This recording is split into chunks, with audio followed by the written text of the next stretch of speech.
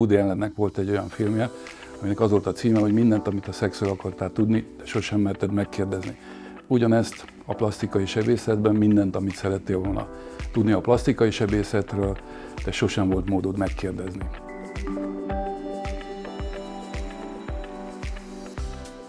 Urszán Albert vagyok, plastikai sebész, 30 éve. A következőkben a plastikai sebészetről szeretnék beszélni, illetve arról, aki gondolkodik plastikai sebészeten, aki szeretne plastikai sebészetet, vagy csak esetleg egyszerűen kíváncsi, a hasznos jó tanácsokkal látnám el. Milyen eredményeket lehet várni egy plastikai műtéttől?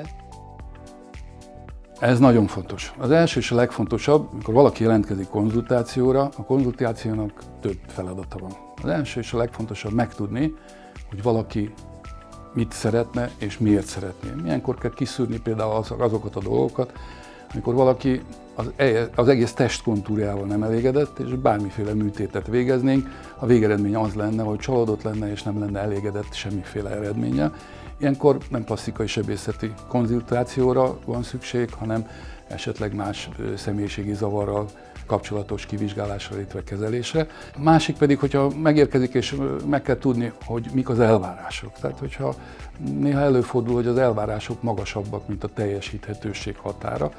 Ezért, hogyha mi az elvárásokat nem tudjuk a teljesíthetőség határára lehúzni, akkor nincs értelme a műtétnek, mert még el sem kezdtük, és halálra van ítélve, mert a páciens ugye ezt várta, de csak ezt fogja kapni.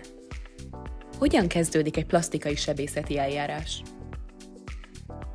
Hát, hogyha valaki eldöntötte, hogy szeretne egy műtétet, ugye amikor bejelentkezik konzultáció, ez már nem csak egy gondolkodás, hanem ez elég határozott döntés is, amikor elindul ezen a folyamaton. A legelső és a legfontosabb olyanoktól tanácsot kérni, akik már átestek ilyen műtéten, és tudnak ajánlani esetleg kollégákat, plastikai sebészeket, akiktől meg lehet kérdezni, illetve el lehet menni a konzultációra, és felvilágosítást lehet kérni az adott műtétről.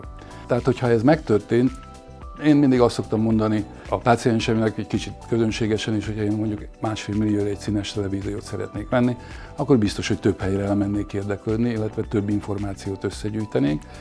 Tehát az első pont keresni mondjuk 2-3 plastikai sebészt, aki úgy gondoljuk, hogy megbízhatunk, és utána fáradtságot nem kímélve esetleg elmenni hozzájuk, és az adott problémával jelentkezni.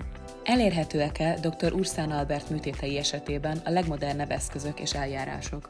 Természetesen fel tudjuk venni a versenyt bizonyos műtéti fajtákkal a világon bárkivel, ugyanazokat az eljárásokat, ugyanazokat a fonalakat, ugyanazokat az implantátumokat használjuk például, és ugyanazokat a műtéti technikákat, ahol itt bárhol a világon. Mik a legújabb eljárások és műtéti lehetőségek?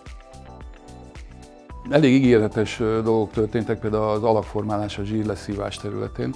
A Vézer technika, illetve a 3D-s technika abban nyilvánul meg, hogy sokkal szebb kontúrokat és sokkal tökéletesebb testet lehet formálni a zsírszívás során, mint eddig. Tehát nem csak arra törekszünk, hogy bizonyos mértékben a bőr alatti zsírszövet mennyisége csökkenjen, hanem annak a formázása is a cél. Mennyire biztonságos a plastikai sebészet? Mai modern plastikai sebészeti eljárások biztonságosak, már csak azért is, mert teljes körű kivizsgálás előzi meg a műtéteket. Amikor hallunk például, nagyon sokan félnek az altatástól. Az altatásról, amikor hallunk szövődményeket, az általában mindig akkor fordul elő, amikor idősebb hölgyet, urak súlyos problémával megérkeznek, és nagyon sürgősen meg kell operálni, nincs idő a kivizsgálásra, nincs idő esetleg a magas vérnyomás, a szív problémák rendbehozatalára, hanem azonnal meg kell operálni. Ilyen esetekben sajnos lehetnek az altatásnak komplikációi, de egy egészséges, kivizsgált páciens esetében ezek elenyészőek. Milyen kockázatokkal, esetleges szövődményekkel kell számolni? Mint mindenfajta beavatkozásnak ennek is lehetnek szövődményei. Általában mondjuk egy vakbélgyulladásnál nem biztos, hogy a sebész elmondja a szövődmények lehetőségét, mert azt mindenféleképpen meg kell operálni.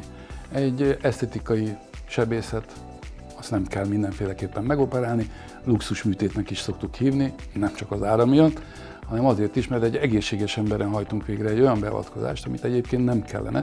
Tehát itt teljes mértékben körültekintően kell a felvilágosítást is elvégezni. Tehát olyan dolgokra is ki kell térni, ami egy súlyosabb betegségnél esetleg szóban sem jön, ezért tűnik ijesztőbbnek mondjuk egy plastikai sebészeti felvilágosítás. Ezek a vérzés, a gyulladás, a beidegzési zavar és a sejpgyógyulási zavar. Az összes szövődmény maximum 2-3%-ban fordul elő, a legsúlyosabbak, például mint a vérzés vagy a gyulladás, az esetek fél százalékában, tehát 0,5%-ában mérlegelnünk kell, de ezek a szövődmények azért nem túl magasak és nem túl nagyok. Hogyan kell elképzelni a felépülési folyamatot a műtét után? Különböző műtéteknél mindig más, de össze lehetne foglalni, hogy általában azt szoktuk mondani, hogy az első héten sétálgatni, jönni-menni, nem fizikai munkát nem hogy lehet, hanem kell is végezni.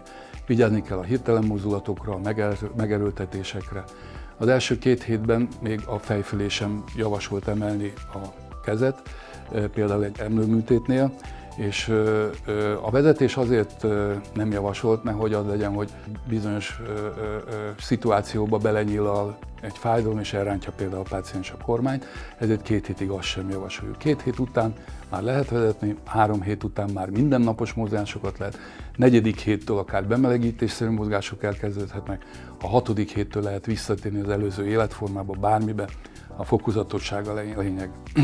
Wellness, szolárium, az olyan 4-5 hétig nem ajánlott, illetve hogyha a sebbel minden rendben, akkor 4.-5. héttől már lehet menni. Arra kell nagyon vigyázni, hogy magát a sebet ne érje sem napsugár, sem pedig szolárium, mert nincs benne még pigmentsejt. Körülbelül olyan 5-6 hónap kell ahhoz, hogy a pigmentsejtek bediffundáljanak, akkor el lehet kezdeni annak a területnek és a naposztatását, szoláriumosztatását, csak fokozatosan 1 perc, 2 perc és így tovább. A jól sikerült műtét után mi történik a következő években? Kell járni kontrollra? Általában a kontrollok a hazamenetel után az első héten szoktak történni, természetesen, hogyha nincs semmiféle probléma, mindig azt szoktuk mondani, hogy kontroll 1 hét múlva, ezt rá is írjuk az zárójelentésre, természetesen panaszok esetén azonnal. Az 1 hetes kontrollt utána bizonyos esetekben van egy 2 hetes kontroll, varratszedés már nincs, mert az esetek nagy többségében felszívódó varratokat használok. A 6. hét után van még egy kontroll, és utána fél év múlva, majd 1 év múlva.